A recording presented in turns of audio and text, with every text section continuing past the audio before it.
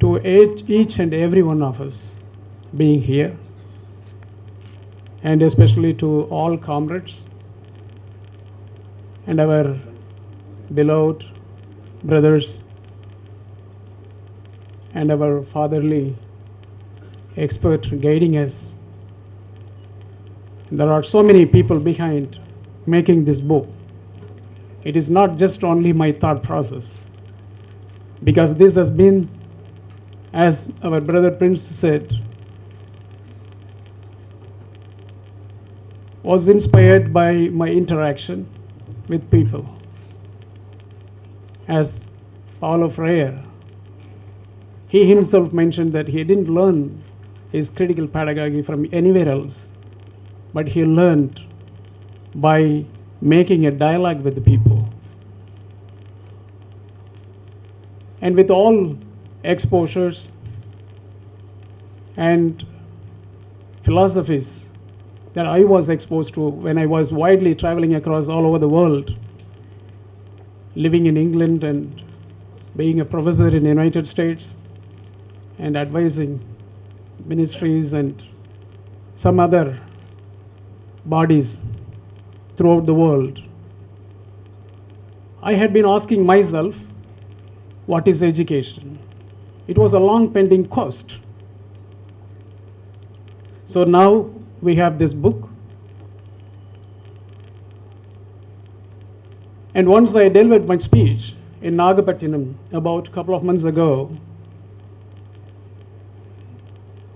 at the conference organized by Tamil Nadu Progressive Writers and Artists Association, we declared that we will come out with a weapon. And that weapon is the book. And behind this book, there are a lot of conversation I had with Professor Dr. Kottalam, a leading scientist from United States. He also first translated the book. It was in a traditional Tamil language. And Mr. Duraikannu here, he also reviewed the book. The first person who completed the book, read the book, I think is our honorary president, Tamil Nadu Progressive Writers and Artists Association, Mr. Tamichelvan. Because he was the one who asked me through our General Secretary a copy of the book that he wants to read. Silently behind the scene, he has been working and giving tasks to every one of us, including me. So now this event is possible because of this association. And there are two leading personalities, Mr. Adhavan Dichanya, the General Secretary of this association, and our brother, Mr. Prince Hajendra Babu. Day and night for the past 2 months, they have been working on this to make this event a grand success. And we have the publisher who volunteered to publish this book. Mr. Rajan, the editor, is here, and Mr. Nagarajan, I think the managing director of this publication, also volunteered and supported this cause. And we have wonderful speakers on the dais. Mr. Prabhat Patnaik, the leading economist, and Professor Anil Sadgopal, a leading economist in India. He had developed a pedagogy on his own, and it was implemented in one of the leading states in India long back. And Professor Vasanti Devi and Professor Ramesh Kasetwar, former Vice Chancellor from Pune, and Dr. Shakti Rekha and Ms. Deepa, and the principal, Professor Raja Samuel, who said that this event must happen here. When we were looking for place outside, But he said that it must happen here, so we have a relevance. I think we are very proud of having this event here, Professor. And there are many people involved, and our brother Maniratnam also has arrived. There are so many participants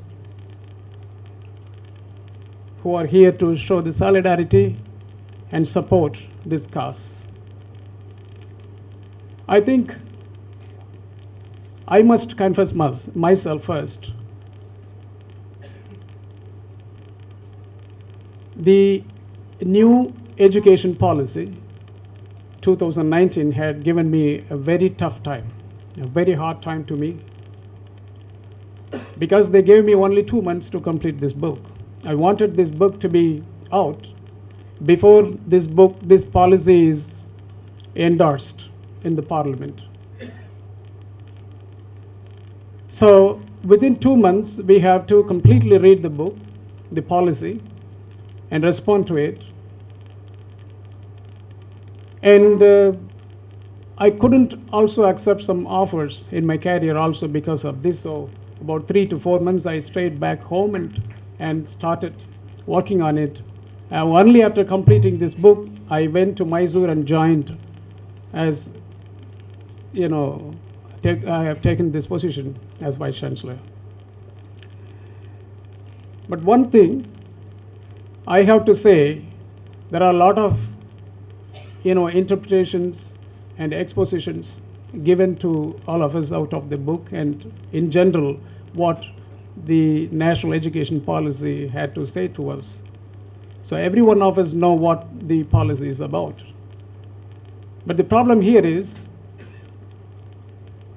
at the outset, I would like to say that the policymakers didn't seem to understand what education, the philosophy of education as it is. Because there is a part in the book, I said, if I remember correctly the book, the sentence I wrote, knowingly or unknowingly, the policymakers had dragged liberal education into its recommendation. So I said knowingly or unknowingly, and I answered this question in the last part of the liberal education chapter. Because liberal education is not an easy task to be contained in some quantifiable or in a narrowed fashion. It is a very big, wider, it has its wider perspectives. Liberal education is something which trains mind to think. So when one is involved in getting the training, in training the mind, they will be able to know what the truth is. But to know the truth, they have to go wider beyond the domains they study. Say if they study physics, chemistry, whatsoever, the disciplinary educational approach. Beyond this approach, they have to go wider and study all aspects of the knowledge, the domain that they study.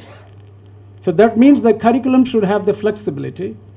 The curriculum should have an open-ended approach where the contents, the subject matters of instruction should be properly laid out, should have an open-ended approach so that the learner can go wider and study the society and study all relevant peripheral issues, and they can come out with the understanding on the subject that they study. So this is the philosophy of liberal education. So when they go into study the liberal education, they have to critically think, they have to critically review, they have to critically question all the challenges, the questions, the challenges, the problems, the doubts being facing the society or facing the learner. So that means the curriculum should be flexible enough, wider enough. That is why liberal education had come in the offering. But even now, those who had brought the concept of liberal education in the Western world are struggling now because it also has its own negative consequences. But one thing I have to say at the outset, this policy has to be outrightly rejected. It qualifies an outright rejection because the justification is made in the book. This book, as our prince said, is not mainly responding the policy, but it comes out with the definition of the process of education, the philosophy of education. It defines with respect to the kind of the society we have. Education is society driven. Education is a social function. That is why I said that society driven education must be there, not the nationalistic education. The reason is nation is good if the notion of all people are reflected in nation building. In the way in which a nation grows, evolves, it must be able to reflect all aspects, all aspirations of the people, the aspirations of all people, all segments of the society. The likes, the dislikes, the wants, the requirements, and the problems, the challenges, all should be reflected in nation building. Only then the nation is going to serve back to the society. Otherwise, that nation will be serving only those who had defined the nation. That means a nation is a notion of the people. If the notion is unsegregated, if the notion is aggregated, if the notion is an aggregative process of all notions of all segments of the society, then it will fulfill the aim of the nation. Otherwise, that nation is not going to do anything to the members of the nation. So that means it is very hard to believe or understand the concept of nation, because the nation always, when we accept, it will always be built on nationalism. What is nationalism then? Nationalism is nothing but a state of mind. A state of mind that this is my nation, this is my identity, this is my language, this is my culture, and this is my value. This is collectively what is represented as nation. Nationalism, what makes the nation. So that means this nationalism must be able to represent all walks of life. Otherwise, it is not a nation. Now, our Professor Anil, in his speech, said that the nationalism is working against a nation. That is true. Because this nationalism that what we have, like Hindutva, whatsoever they are calling now, is working against the nation itself. It is making its own grave. So that means the nationalism should be cautiously received and understood by the members of the society. Otherwise, we are going to lose. We cannot. It is not, reversible if we lose now. Whoever said nation had used nationalism to maintain the status quo of the society, of those in the helm of the affairs of the society, those at the helm of the affairs of the nation. Those at the helm of the affairs of the society are those at the upper levels of the social strata, the upper communities. Those at the helm of the affairs of the nation are the rulers of the nation. So that means there is a collusion between the rulers and those having the social authority.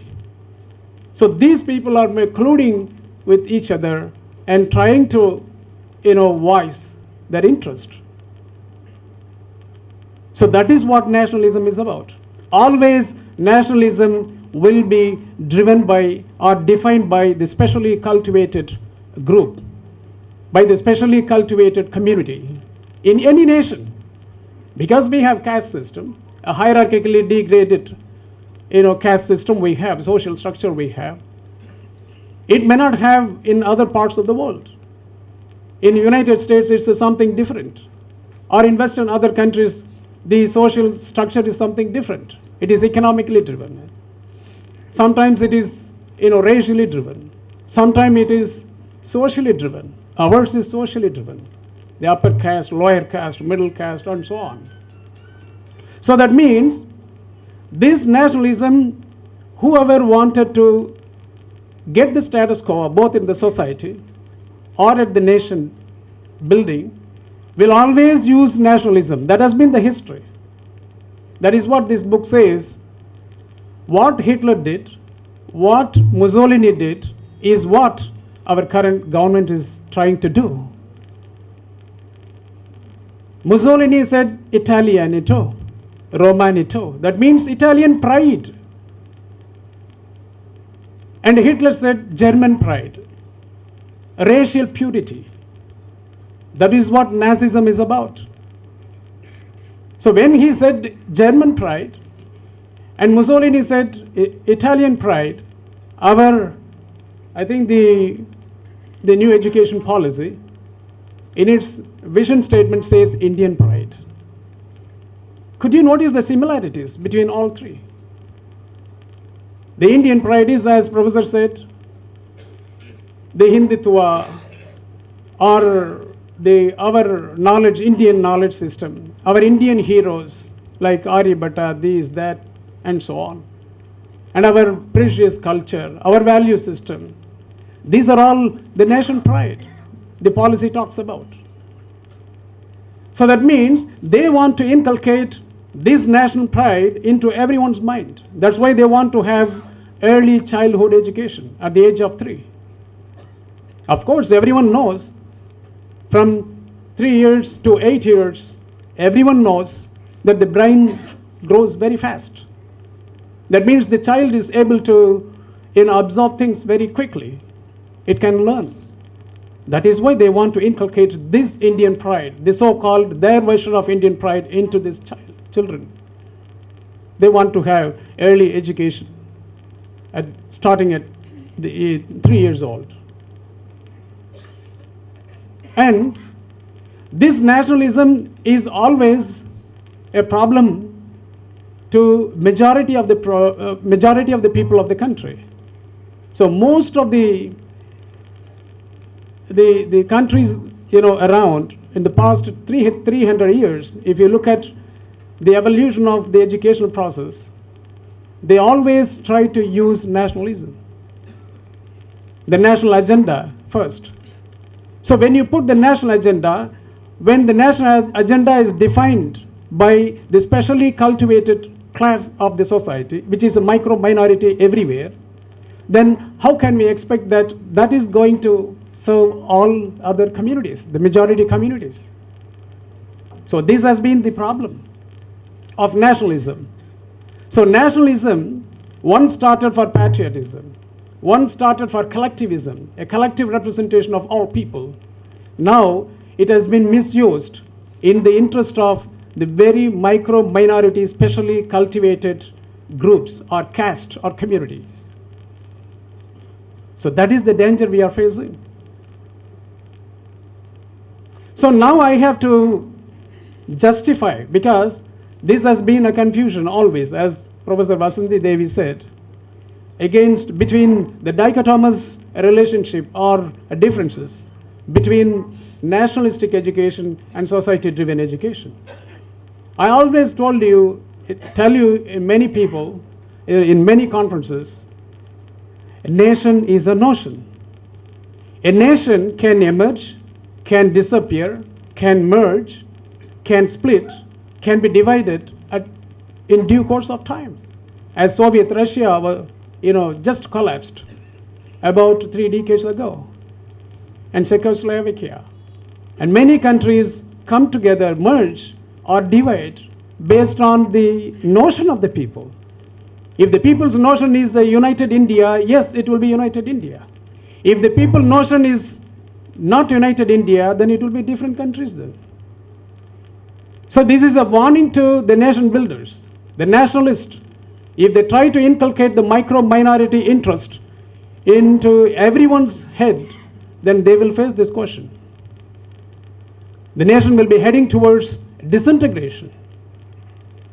That means education has been the tool to divide or merge or unite or disintegrate a nation.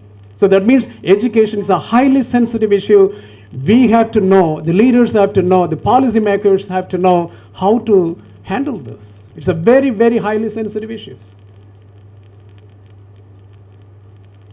We cannot play around with nationalism actually. So as I said, nation is a transient thing. A nation, the concept of nation is a transient matter. It is not a permanent thing. That's why I said this 80 years ago, Soviet Russia, they wanted Soviet Russia, a united Soviet Russia. After 60 years, the same people thought that it must be a disintegrated Russia. It was no longer a Soviet Russia. So it is a notion of the people. It is the likes of the people. It is the dislikes of the people.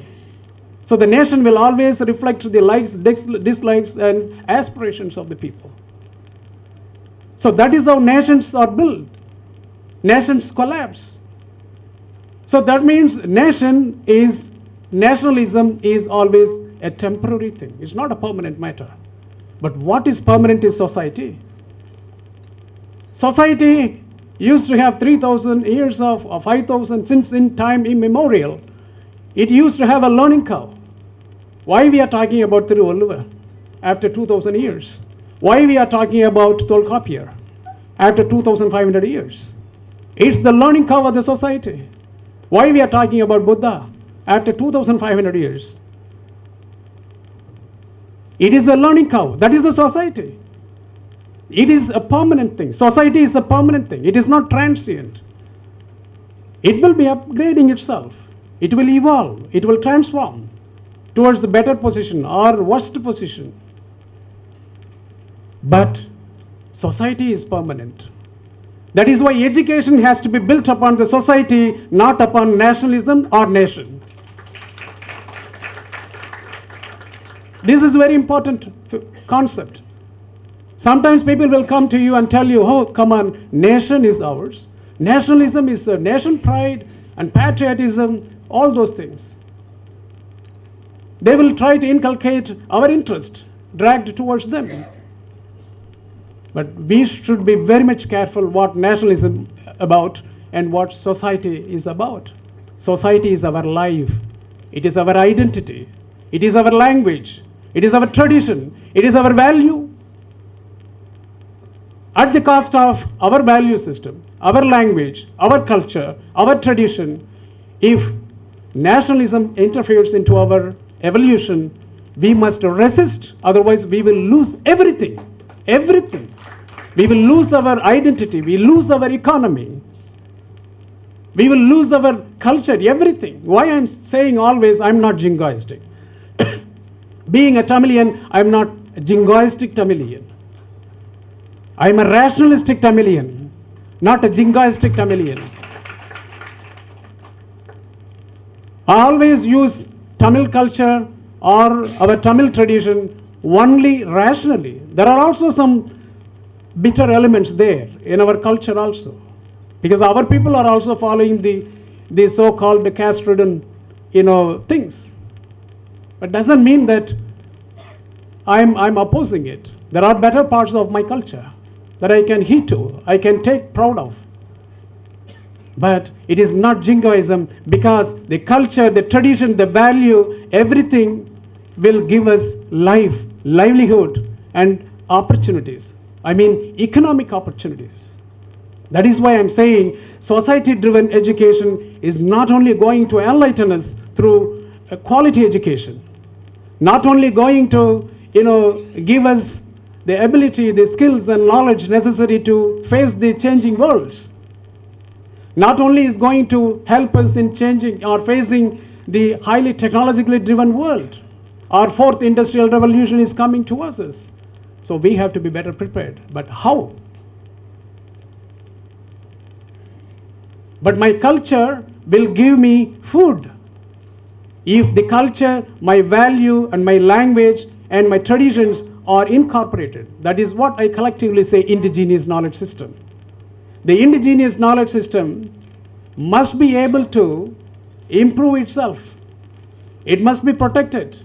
But the indigenous knowledge system should also be able to incorporate the global knowledge system so that the global knowledge, if it is relevant and if it is good for me, it should be domesticated within the indigenous knowledge system so that my knowledge system will be upgraded. That is the best knowledge system. That is the stable knowledge system. Education should be able to stabilize my indigenous knowledge system, not destroying my indigenous knowledge system. That is what society-driven education is about. It must stabilize. Say, for instance, about 20, 30 years ago, I was able to eat parayasoru. About 20, 30 years ago, when I was a kid studying in school. But now I am not able to eat it. But now, those days people said, okay, you eat chapati and puri, parota, all those things. Very modern food, those days, 30 years ago. And whoever ate parayasoru were discouraged. I think most of us would have, followed it. I think sensed it.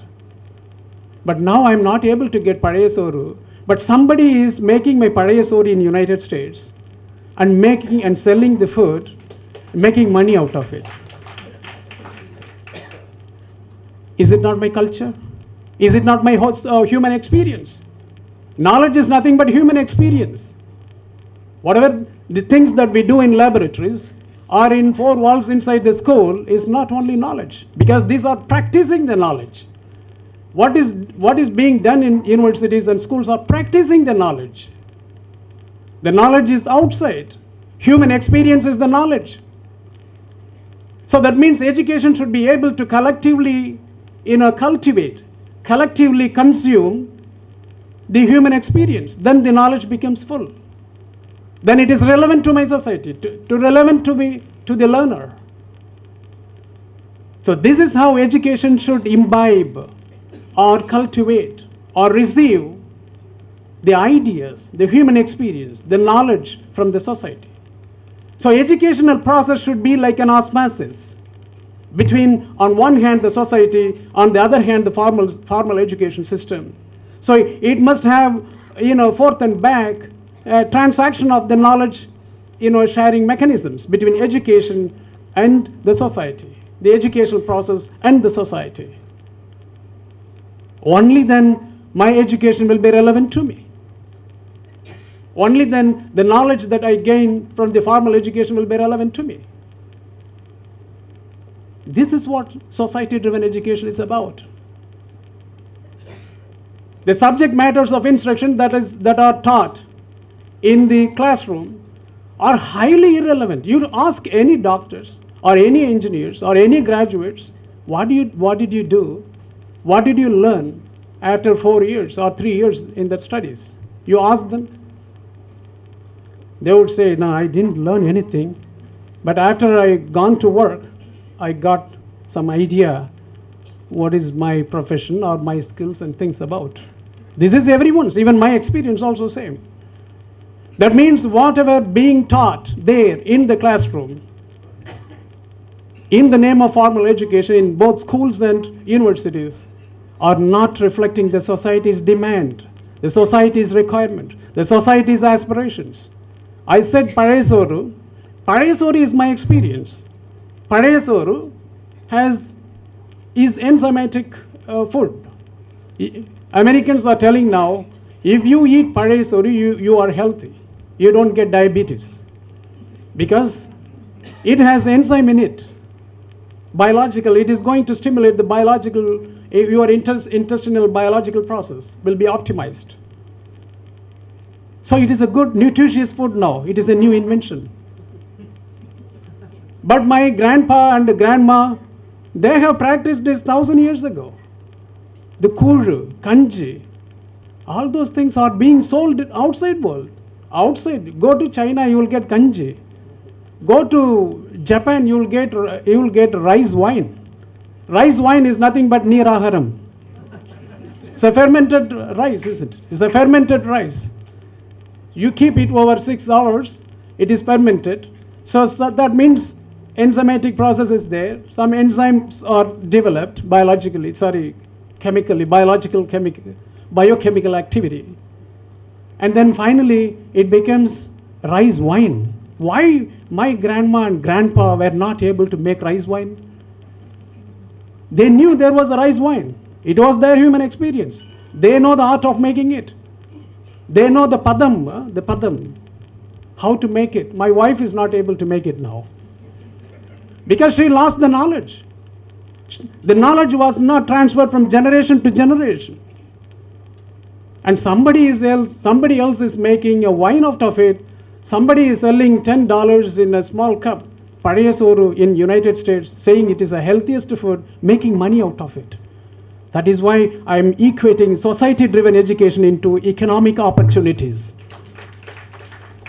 Only when we reflect the social experience, the human experience, and only when education is able to consume the human knowledge, the human experience, the human demands, then the education will be synthesizing those things and lead or enable the students to question what it is.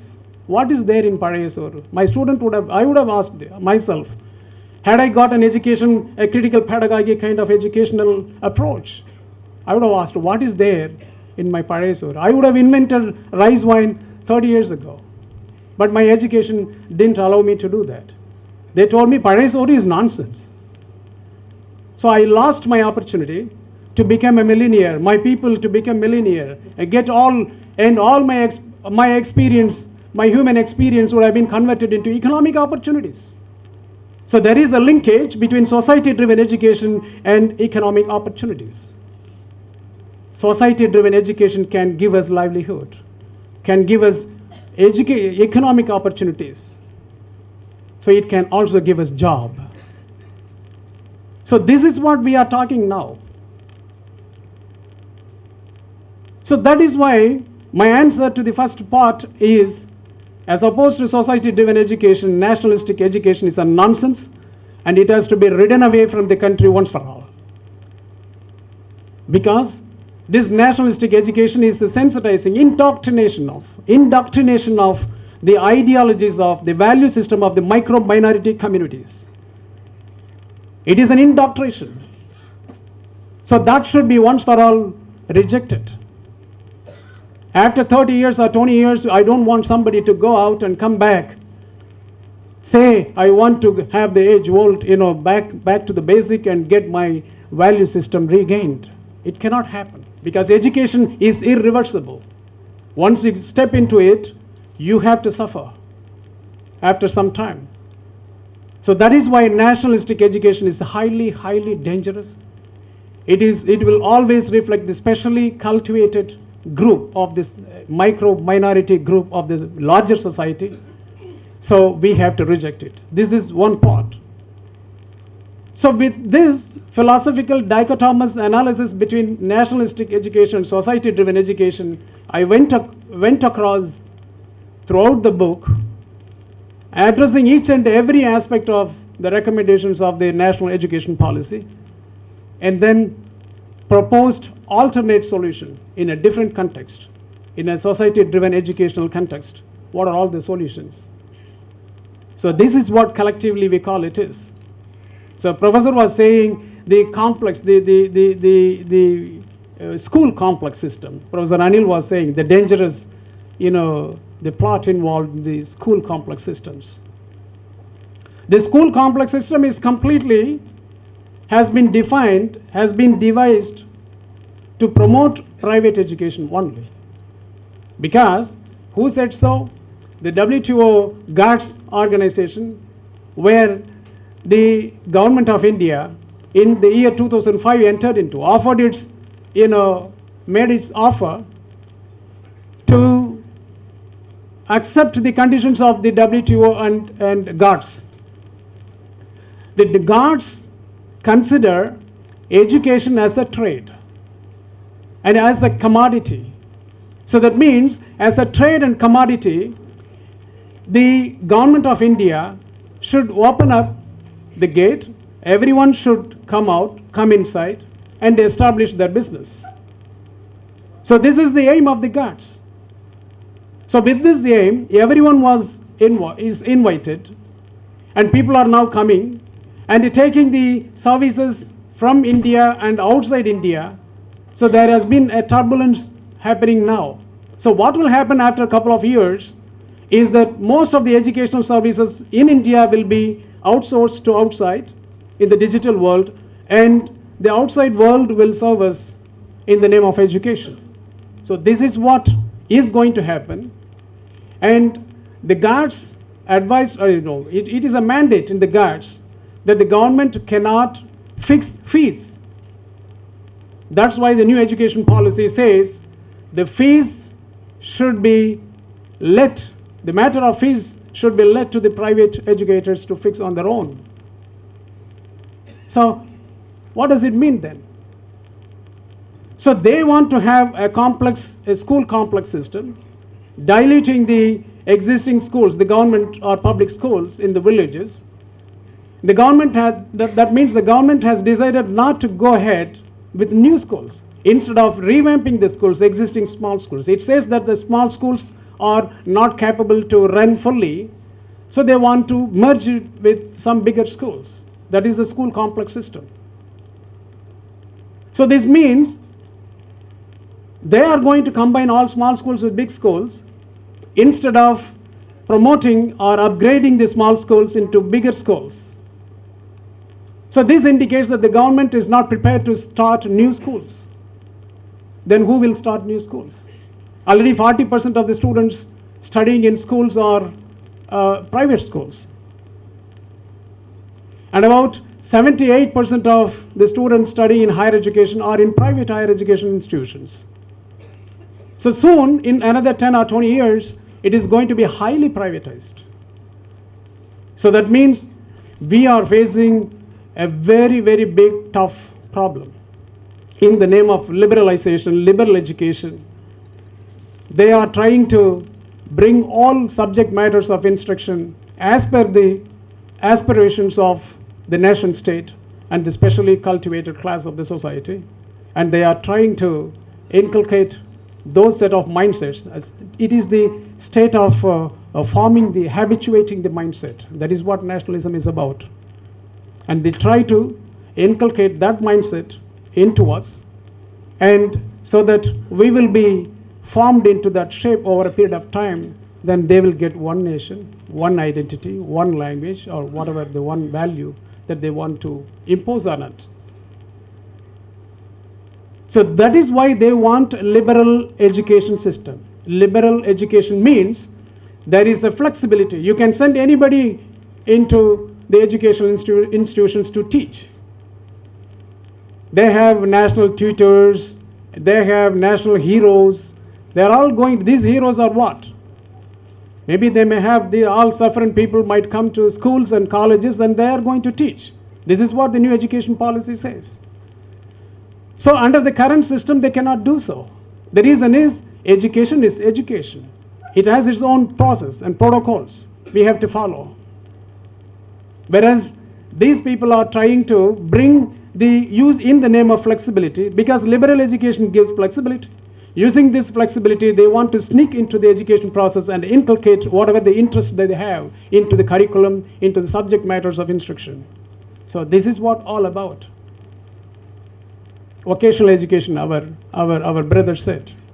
Vocational education is heading towards a descent-based vocational education. Descent-based vocations. Kula Kalvi. That is what vocational education is about. So all those, the recommendations, the policies, and all, operative suggestions given by the policy is everything could be framed as a nationalism. That's it. Nationalism is the only thing that drives them to train or educate our minds in one direction as they aspire. So this is what happening. So there are on reservation and on the examinations, competitive examinations like NEET, one thing I would like to say about the competitive examination. There are many countries conduct competitive examinations, like United States, Europe, everybody. They do the competitive examinations, entrance examinations, only for the purpose of, it is like a scholastic test, because they have different versions, different sort of schoolings. It is not, there is no proper, a centralized curriculum there, because it is not regulated. In United States, who is regulating education? Only district is regulating education. In US, not the state even. The state doesn't have a policy. In United Nations, in United States, there is no policy at all. There is no regulatory mechanism. This district level people are giving the input. They are together with the educationists devising the system, the curriculum, the subject matters of instruction, and the textbooks, everything. It is highly localized. That means they can reflect to the local worlds and think globally. That is what happening in Finland as well. So because of a variety of systems that they have, they wanted to have a one test called the Scholastic Aptitude Test. The Scholastic, the SAT examination, I want to tell you, the Indians, the Asians are scoring high. The white Americans are next. The least scoring people in the SAT examinations are the black people and the Hispanic people there, and the Native Americans, according to the reports. You know what the SAT said? SAT is not a government. It is like a trust, a private agency. SAT is a private agency. So SAT, few years ago, came with an idea called adversity score. What do you mean by adversity score? If anyone fails to get marks, low marks in competitive examination, it is not because of lack of his knowledge, but because of the socio-economic conditions he faced. So because of the adversity he faces, the adversaries he or she faces, like criminal, some people, black people in the United States, they live in some criminal areas. That is the adversary to them. If in India I belong to a low caste, then that is the adversary I face. Being a low caste, I have a less privilege and less access to knowledge and my skill development. This is the adversary I face. So likewise, there are people who always face adversaries all over the world. So SAT is not a government. It doesn't have to go and provide the adversity adjustments in the marks. What they did?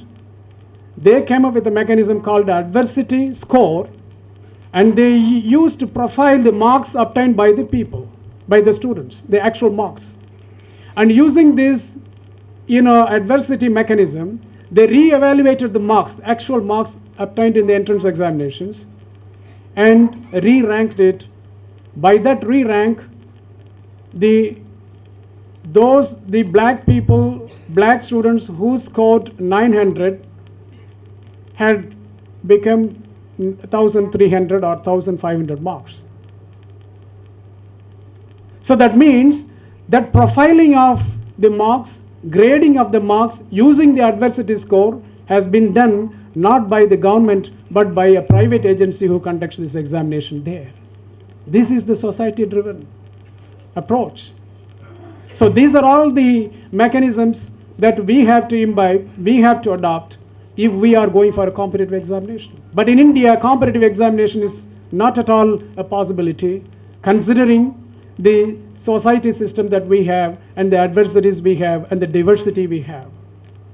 Killing the diversity, if we homogenize the system and the curriculum and the subject matters of instruction, it is going to be highly, highly dangerous, and innovation will be always facing downturn. India's rank in the innovation index is 57th rank. Singapore in the innovation index is 7th rank. Switzerland and all those small countries are in the top 10 ranks. United States in the top 10 ranks, the bigger country. China is in the 14th place. India is in the 57th place in innovation. So there is the government commissioned body in UK and United States have come up with reports saying that unless you make diversity, you will not innovate. The root cause of innovation they have identified just only 2 years ago. The root cause of innovation is nothing but make diversity, make education diverse. And in every research project in United Kingdom, they want one black person, one Asian person, one British white person in the research team. A physical diversity must also be there. The knowledge diversity must be there. Only then innovation can be attained. So this is why most of the world's progressive worlds in recent times have shifted. Even Harvard, last year they created a own pedagogy, a diversity, a kind of a pedagogy. Considering all Hispanic, black people, everybody, they named it as the Harvard pedagogy. Why? What is the need? No one told Harvard. Because Harvard is a private university. It is driven on its own statutes and constitution. It doesn't have to even answer the government of United States. But on its own it came out. On its own it came out, and it wanted to have its own diverse applications in the educational process, in pedagogy, in research, everywhere. And the white people went to the court, the Supreme Court in the United States. Those who objected Harvard University went to the court. The court declined. Harvard University is right, because it is a science. It is not just only out of empathy and sympathy they wanted to practice diversity. Harvard wanted to practice diversity in its education process because it is giving them an edge to achieve innovation, to promote knowledge, to produce knowledge. The knowledge productivity will be high. The skill levels attained out of these diverse educational applications will be very high. So that is why Harvard is practicing. As if Oxford, Harvard, everybody is now looking for an opportunity to revamp, to restructure everything as if they started only yesterday. Oxford is about 1,000 years old university. Now it is redefining as if it has started as a new private university just recently. But our so-called educationists in India, a lot of private universities are mushrooming now, and they are practicing and reflecting what exactly the nationalism and nation state is trying to achieve. It's a highly dangerous approach. Private education should be discouraged, because in Indian system, it is highly irrelevant approach. In Finland, in most of the countries in Europe, 90% of the students studying above 15 years old are in public institutions, public schools, government universities. The same people, the European and Western countries are telling us to privatize. But in their own country, more than 90% of the people are studying in government institutions. So you see how we are misled. I would say that those being taught are oppressed. Those being taught are oppressed. And those who perpetrate nationalism as a state of mind, or the state of mind of the super speciality class of the society, are oppressors. That means the nation state is an oppressor.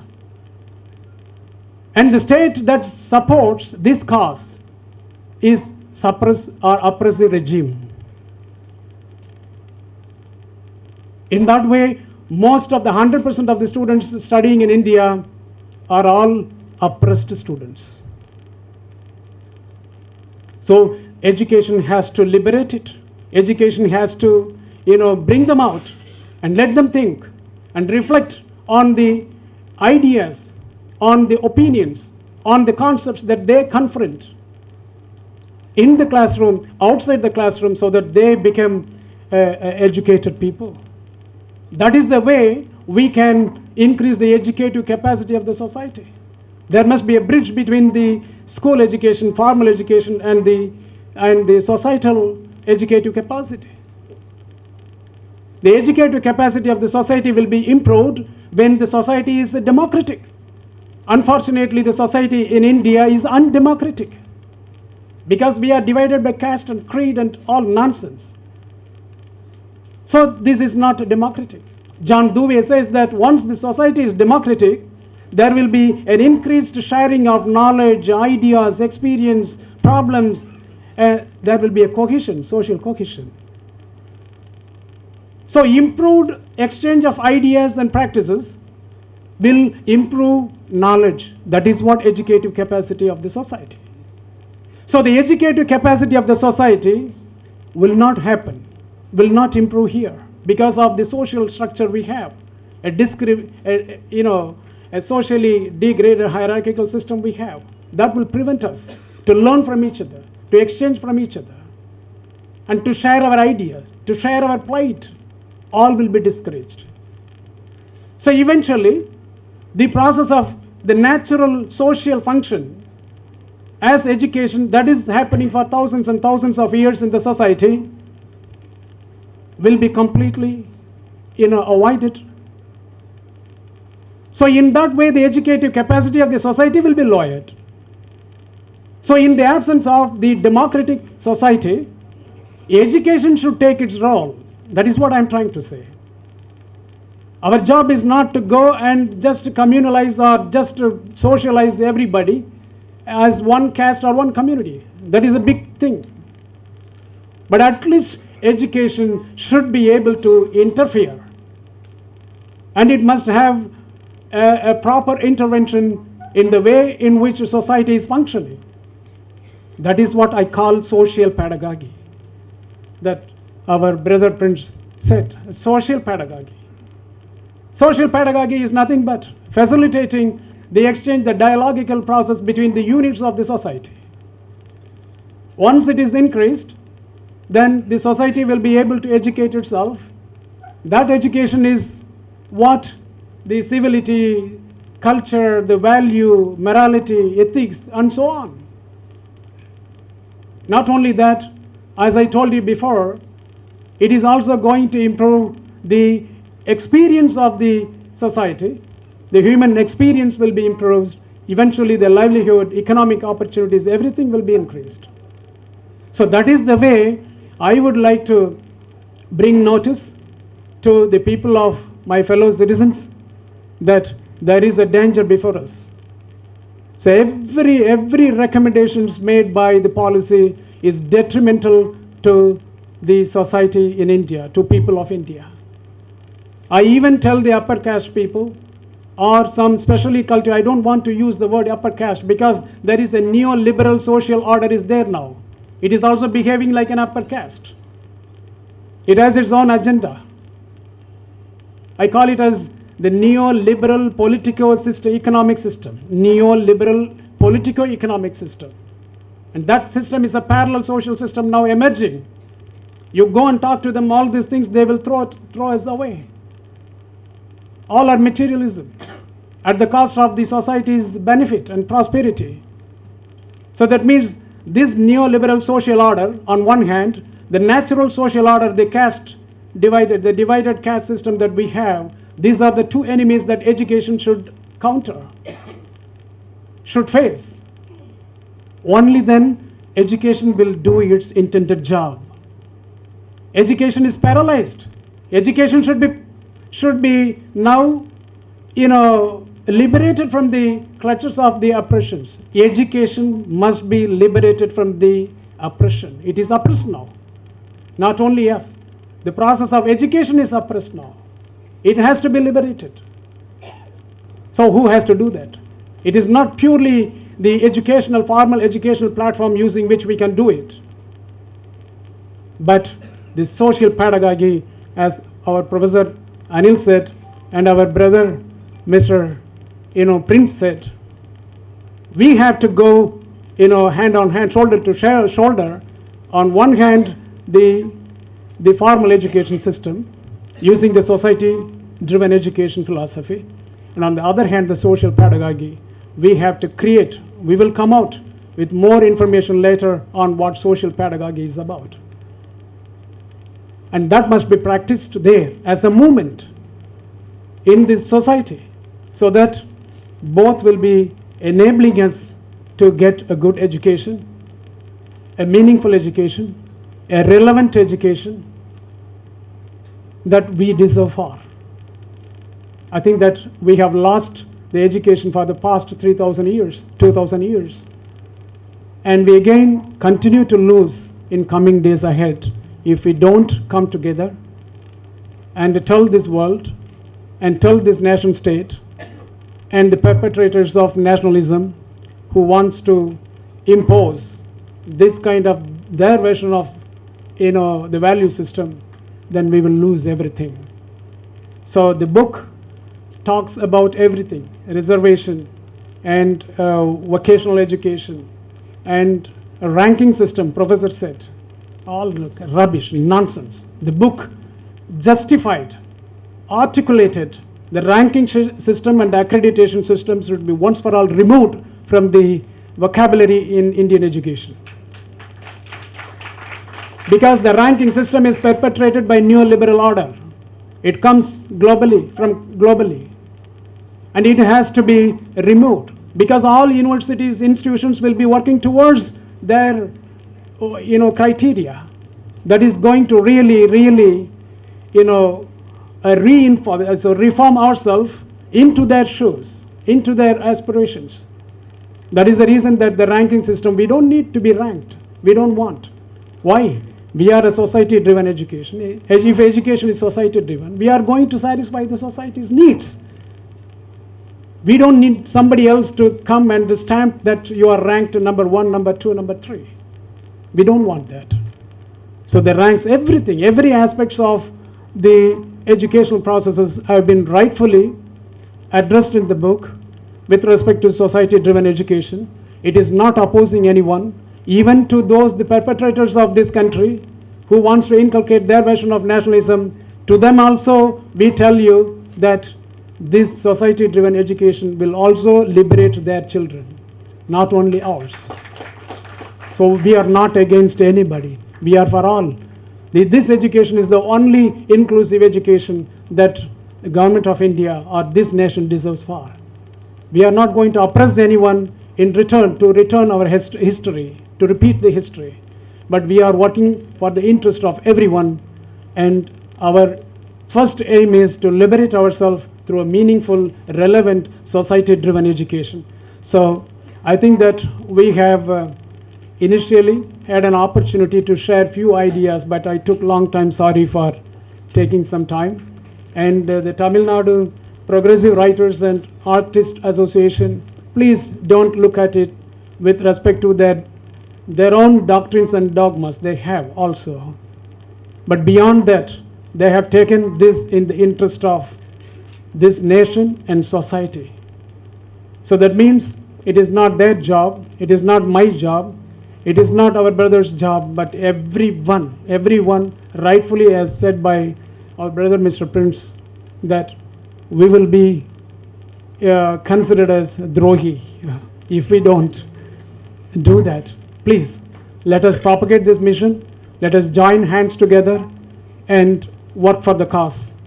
And I would like to thank everybody, and Professor Anil had to listen me for half an hour or more than that. I'm sorry, Professor, for making you to listening me. You are my guru and you are our mentor. And I'm sorry I have taken in your presence. Thank you, Professor. And thanks everybody for the opportunity. Thank you.